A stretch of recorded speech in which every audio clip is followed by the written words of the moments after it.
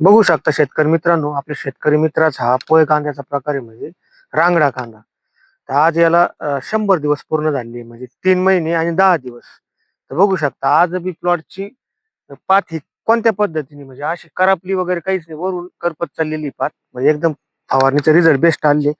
कांदे बी बघू शकता तुम्ही, अशा पद्धतीचे कांदे झालेले मित्रांनो. प्रत्येक कांदा म्हणजे नुसते वरमीचे कांदे नाही मित्रांनो, हे आपले डायरेक्ट खालचे मेन मेन जो वाफ आहे त्याच्यामध्ये अशा पद्धतीने कांदे झाले.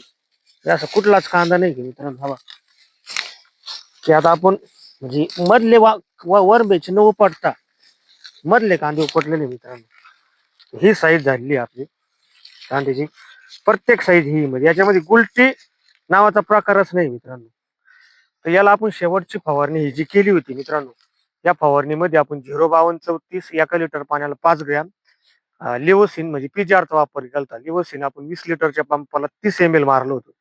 आणि यामध्ये बोरानचा वापर केला होता. 1 लिटर पाण्याला 1 ग्रॅम, असं म्हणजे 20 लिटरच्या पंपाला 20 ग्रॅम अशा पद्धतीने फवारणी केली ती शेवटची. आणि अतिशय छान अशी रिपोर्ट आली. आणि शेतकरी मित्रांनो, आपण ह्या व्हिडिओ मार्फत आणि इंस्टाग्राम मार्फत किंवा युट्यूब चॅनल मार्फत आपण पहिल्या दिवसापासून तर आतापर्यंत व्हिडिओ टाकलेले मित्रांनो. पहिली फवारणी, दुसरा डोस, तिसरी फवारणी, चौथी फवारणी, सगळं छान असं शेतकरी मित्रांनी आपलं फक्त मार्गदर्शन घेतलं. आणि थोडशा 5-10 मिनिटाच्या गोष्टी त्याला सगळ्या स्प्रे वगैरे एक सहज आपल्या वावरा शेजारी असल्यामुळं फक्त आपण एक चक्कर मारायचं मित्रांनो. अतिशय छान असे रिझल्ट तुमच्या समोर मित्रांनो.